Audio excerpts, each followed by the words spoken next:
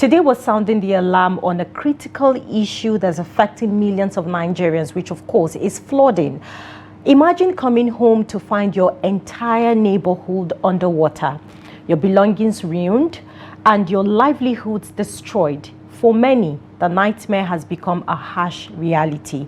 Now, the recent flood alerts have raised concerns about the safety of communities across the country, and we want to know, is your community in the path of danger? The socio-economic impact of flooding in Nigeria is staggering. According to recent statistics from 2020 to date, flooding has displaced over 1.5 million people, caused more than 1,000 deaths, and resulted in estimated losses of over 2 trillion naira. Now, the effects are far-reaching, from destroyed homes and infrastructure to lost livelihoods and crops. The Mokwa flood disaster in Niger State is a stark reminder of the devastation flooding can cause. Now, the 2025 flood submerged over 10,000 homes and affected over 50,000 people. Another example is the Alau Dam flood disaster in Borno State, which displaced thousands and caused widespread destruction. We want to hear from you. Is your community prone to flooding? What measures are being taken to mitigate the impact? Share your experiences and concerns with us. Call us now on the numbers displaying on your screen, and let's hear from you. Lilian? Yeah, indeed. Let's hear your thoughts and know what you think about it. You know, when it comes to flooding, it breaks my heart every time we talk about it year in, year out, because it happens every year. We had 2023, the flooding event that happened, you know, where over 178 local government areas in 32 states, including the Federal Capital Territory, were called high risk by the National Hydrological Services. States that were affected in 2023, we had Adamawa, we had Abia, we had Akwa Ibom, basically most of the states. And the flood caused not just significant displacement, but also caused diseases came alongside with it. As it stands now, cholera. Next thing we'll start hearing about cholera. All of these are happening. Now, we also had, you know, in 2024, where we had over 300 deaths and 1.2 million people were affected across 31 states. That was by October 2024. We had, you know, states affected, Bauchi, Sokoto, Zamfara, amongst other states were also affected. But before we go on with that, let's take the first caller we have this morning. Good morning. Tell us your name and where you're calling from. Yeah, good morning. Good morning. Yeah, my name is Zakaria Udarezo Abdul Rashid. Good morning, Zachary. Where are you calling from? I'm calling from Duse, Jigawa State. All right. Are you staying in the flood-prone area? You know, what's your take on our topic of discussion this morning? Yeah, it's a very topical issue, which has been an issue being discussed over the time for more than enough. And unfortunately, maybe people are not maybe adhering to warnings and alert systems. These are natural occurrences that we know that they do happen from time to time, and even in developed world, you cannot control it. But at least you can mitigate or reduce the extent of its impact on the people and then their livelihood.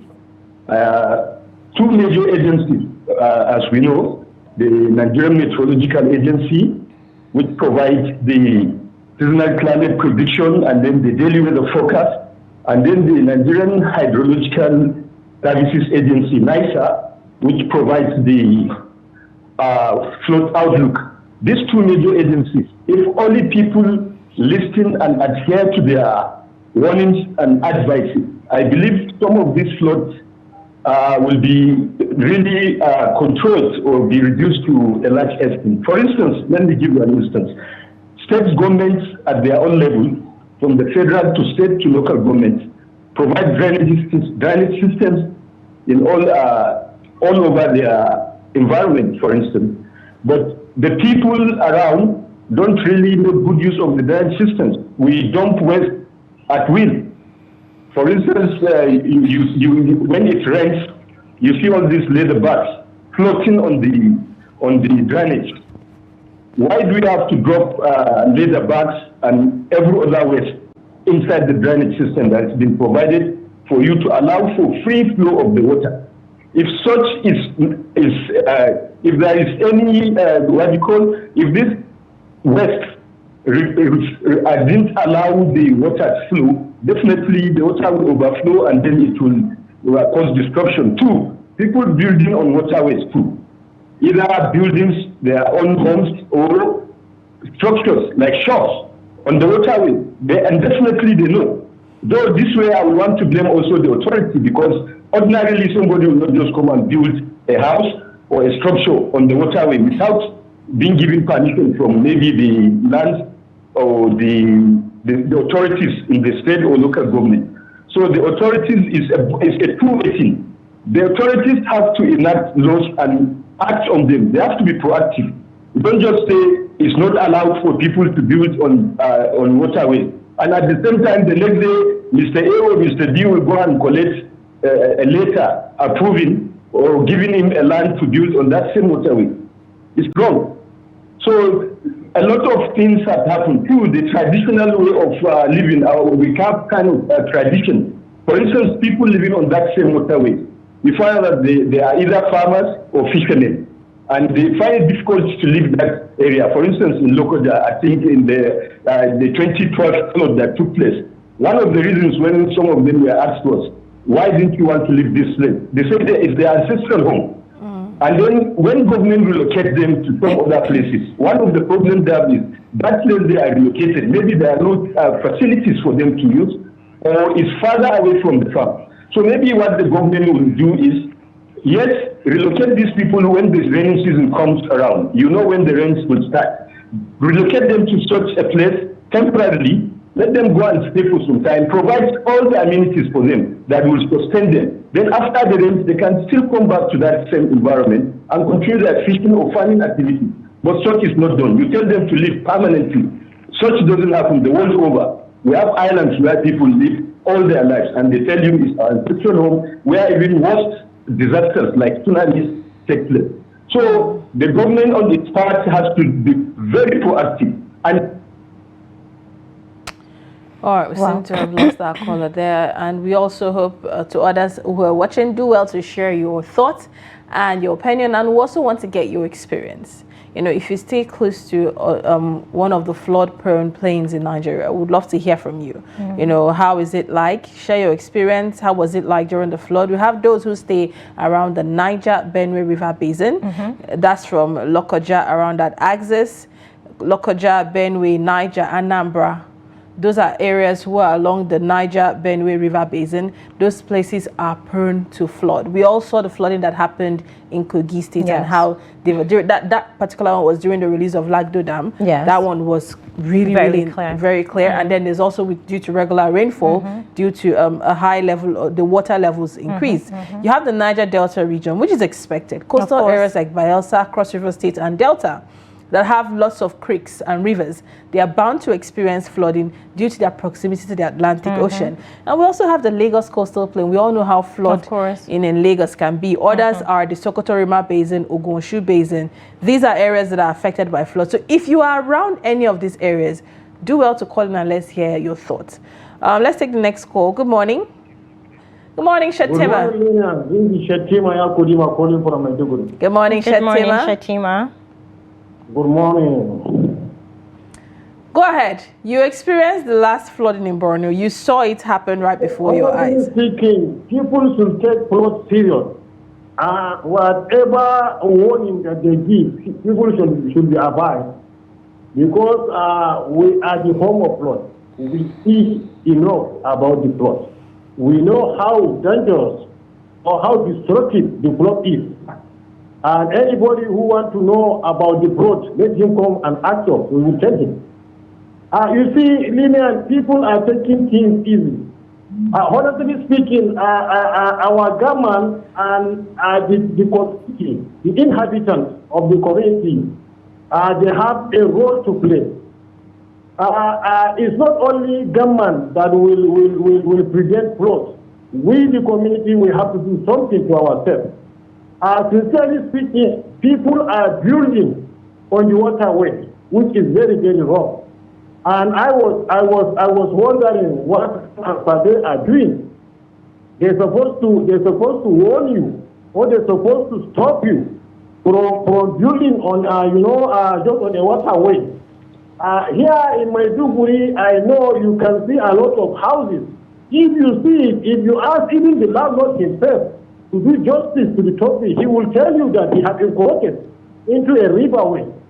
What I'm trying to say here is, and people, they should stop from putting refuse into into a drainage. That is why the water did not get a clear flowing. It will overflow to just into the houses. And secondly, government and state government and local government, they have to wake up. They have to wake up in the sense that every year they have to be draining the river by evacuating the sand, and make it deep, more deep, and if possible to also expand it.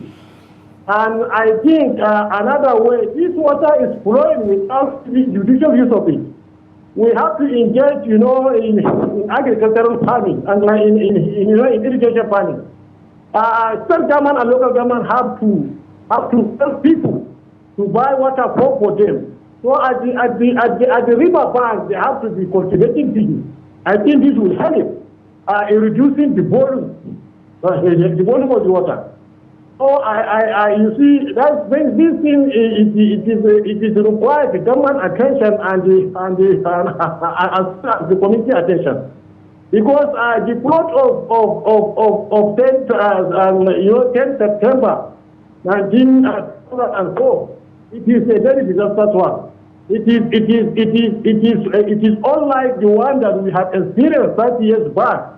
That is on the 13th September 1994. Why? Because of just human nature.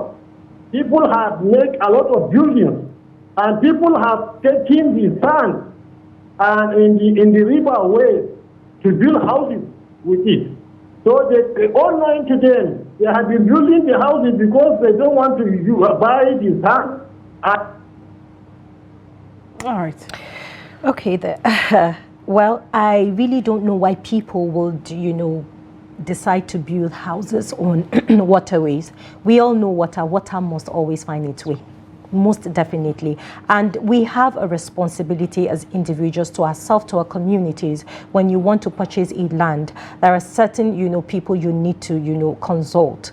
Let them tell you, is it good for you, to erect a structure on this land? We have the town planners, we have the hydraulic engineers. We have people who, this is what they do. They come to tell you that this land is not suitable for you to have a structure on it, because most definitely water will definitely find its way, and there is nothing you can do about it. So we have another caller on the line.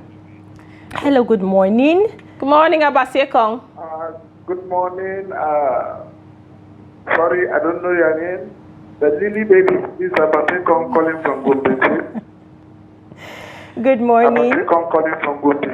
Good morning, Abasekong. Yeah. Sincerely speaking, this is a very wonderful topic. Flood alert, alerting Nigerians, alerting the people from Borno State, alerting the people in Gombe, and the enclaves of Nigeria. Thank you very much for this topic. Sincerely speaking, in our church, it was also echoed that this is a raining season. We must be at alert, because flood that happened last time, it might reoccur, and we should take proper care of our properties and every other environment within and around us. And the topic has resurgent today, which is flood alarm. I really appreciate your statement for this. Now, the fact is that Chetima has taken it off. I just want to add by saying that the government has a role to play. Because where I am about 45% above the sea level. And there's a gully, a valley, behind us, behind GRA and where I stay. Okay. This Ogazi has been killing people. Each time there's heavy rain, it will sweep a lot of life. And then, once again, carry cars, motorcycles, bicycles. But the amiable governor, a person of Alhaji Inua, this man is so pragmatic, very energetic, workaholic. He woke up one day. I just saw that he has repaired that place. He put up a very gigantic coverage, a stretch coverage from where we are staying down behind. So what do they call that place? Bagudu. And there's a road, and there's a bridge. But I want to beg that the bridge there can collapse. They should raise it a little bit higher so that vehicles that can be passing through will be more easier. The governor is really trying. And why I'm saying this is because if our governors can emulate what this man is doing, they should go to prone areas where they know that this is to cost life, and they should make sure they do one or two things to alleviate the suffering of human beings. Because if these things are not put in place, they are not checked, infrastructures are not checked, are not put in place, we will continue to be in problem. I really appreciate this man because look at the roads he's doing. Look at what he's putting on ground. Our children will enjoy them. All right. I want Nigerians to go to state. Maybe they should say the best state, this is the amount they will give them. I think things will change. Like that, all the governors will sit tight. Thank you this morning. God bless you. Thank you very much, so Abasi Kong there. Please do not forget that you could send WhatsApp messages. We're here to take your messages as well. So do well to send WhatsApp messages to us on the second number displayed on your screen. I will be here to take them. Now, Memuna, you mentioned about people's attitude towards building and, town planning. And for every time that comes up, I believe the blame is shared because someone approved it. There had to be someone on seat whose palm was being rubbed at that moment to approve that building that is located in a water-prone area or in an area that water is going to pass through. And our first caller made mention of ancestral homes. Most of these people are either farming or fishing, or this area is their source of livelihood. That's why they cannot leave. So when NIMET comes out every time to give notification and predictions, my question always is flood prediction and preparedness? If we know that every year this place is going to get flooded, what happened to creating an alternative homes for these people somewhere? We know the government has the ability to do it. Oga, between April to July, please can you move your family here? Your properties we know might not survive, but can you move your family here while this is happening? Flooding is a thing that happens in other African countries, not just Nigeria. But it seems like every year it hits the government like a shock.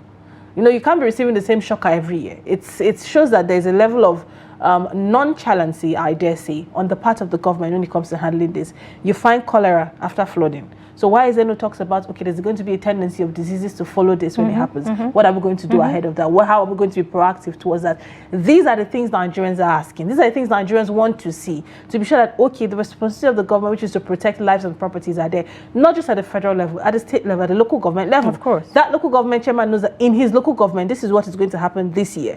What happens to pushing the state government, the ministers, the agencies in charge of all these to start, we need to relocate these people. We need to secure their lives and their property. We need to do something about it. That way the people will feel the dividends of democracy and governance. Lilian, you're right. You made mention of flood alert. Is it preparedness? Of course, yes, it is. It's one of the measures, NIMET will definitely come out every year to give that alert. And why are they doing that? They're not just doing that just so people know that, they are still in existence. No, they're doing that so that people know that, hey, you need to get prepared because the period is very close. I mean, come on, we cannot be doing this every year. Last year, it was same thing. Borno State was on the lips of everybody last year. Okay, we have a caller. Hello, Ade from London. Good morning. Good morning. How are you today? Fine, thank you. Thank you so much for calling. Oh, my pleasure. Please kindly share and I your greet thoughts. Lilian. I didn't want to say good morning. Good morning, Ade. Okay, I said. Good morning, Ade. Hope you slept well. Thank you for joining us. All right. You see, in UK here, every soul are very important. Very, very important. Everybody. It doesn't matter whether you are poor or rich. Every soul is important. But in my country, Nigeria, it's totally different. My heart bleeds when I watch journalists on different channels telling us for 3-4 days, no help has come for those people in Niger State, most especially.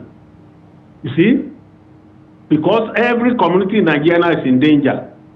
Because government, no security, nothing.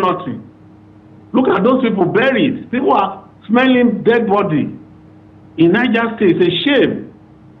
I remember in the last administration, one young man had an accident on bike because he's the son of the president there. Come and see Abuja Hospital. Come and see top of the range cars. No space to park car again. The place was, you would think that it's God that have accident. Everybody was there. So may we be important in life. That's my own prayer, because if those people now, if they can't, the son of governor or commissioner or minister is part of those floods, you will see how the very first day, you will see NEMA, government, everybody coming there. But in Nigeria, when somebody can say, I donate 20 million, I donate 50 million, well, it's only by mouth.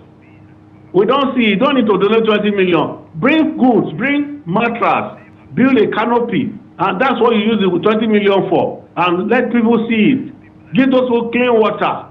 Emergency thing, don't donate. When you donate, how will you get to the grassroots? So that's why I said in UK everybody is important. Every soul is important. But in my country, no. We have 2nd degree, 3rd degree, 4th degree, even to 10th degree human being, which is very bad. So I blame government, both the state and the federal and local government on this issue. Every community in Nigeria, tell me where there is no danger. But God will rescue Nigeria. Good morning. God bless you. Good morning. Thank you so much, Adi, for calling. You know, he made mention of, and when this flooding disaster get to happen every year, you get to see that, you know, people come out to donate. For the one for Borno, Nema did. Nema was there. Peter Obi was there, and I know that more people will definitely come in to donate. But hey, come on, is this what we should be doing now? You know, using these resources to sort out, you know, things like this when we have other very, you know, very you know, it's so sad. I understand if you feel it's so that sad. way. It's so sad. Honestly, it's so sad. It's so sad. There's a level of preparedness that needs to take place for all of this to happen. Now, one major issue we've had regarding flooding that people have spoken about severally is the poor urban planning. Now, communities are planned, cities are planned. So what happened to acknowledging, you know, waterways and avoiding them? Now, for areas like interior communities, like those fishing communities in Kogi, in Benue, you know, that are along the river Niger and river Benue basin, you know, okay, you've alerted them, find a way to make them move. Dams were meant to be built. Of course. There's a twin dam that was meant to be built to cushion the effect of Lagdo. Lagdo will release their water again this year. There's a twin dam that was meant to be built to cushion that effect. We've not seen it. Several dams were meant to be built to cushion the effect, you know, of when water has been released from Lagdo Dam, to handle the flooding when it comes, or to handle the increase in water levels when it comes. What is being done? In places like Bayelsa, Delta, Cross River State, you know, I've experienced flooding in some communities in Cross River State firsthand, and I can tell you for sure, when the Cross River, the river itself is high, it goes through the road. Calabar, that place is flooded. Sometimes cars don't even pass because it is blocked. The water becomes really high, the water level is high, that it flows out. The areas that were swampy are full-on rivers. That is how bad it gets. So imagine people who are staying in coastal areas. We see flooding in Lagos every day. It's like, it's normal. But that's because people are building along waterways. People are building on, drainages are clogged. So what happened to strong enforcement to insist that these drainages should be cleared out? Please, your house, this house you're constructing is on the water, we can't approve it. And you go ahead, we will put it down since you don't want to hear word and remove it from there. You know, things like this should be enforced. But people are looking the other way. And then lives are being lost. This is where accountability comes in. I mean, you're occupying an office, you know what to do, you know the right thing to do, you know why you are there, The reason why you're there is because your job is to, prevent a disaster, prevent things like this. And when you're in that particular position, you don't get to compromise. I mean, talking about the town planners and talking about people who are, in the right place to cushion this effect, or rather speak to people who want to build their houses on waterways. I mean, I know people are stubborn. Nigerians can be really, really stubborn. But when you take stricter measures, when you use one person as a scapegoat, trust me, other people will learn. So I think we have another caller on the line.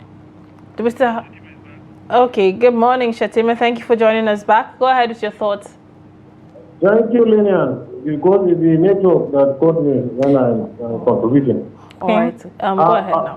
Honestly speaking, about the town planners, something needs to be done. Honestly, they have to up to their task, because I don't know why. Maybe some people they have become just untouchable. I don't know. You will see somebody crossing into the river and build a house, and nobody will talk to him. And you see when this man was preparing, he's laying down foundation, do everything, nobody will talk. You see, that's the fundamental problem that we're having. So we should these town planners and the Minister of Land and Survey, they have to wake up. They have to do their work, because this thing has been getting worse and worse.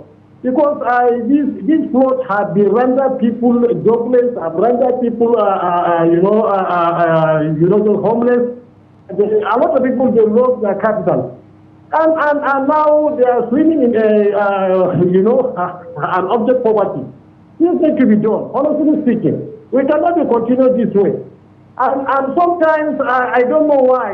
You see, people are doing things as way they like. We have rules and regulations governing this country. So people they have to be forced and put. All right, Shatima. Unfortunately, this is our last caller this morning.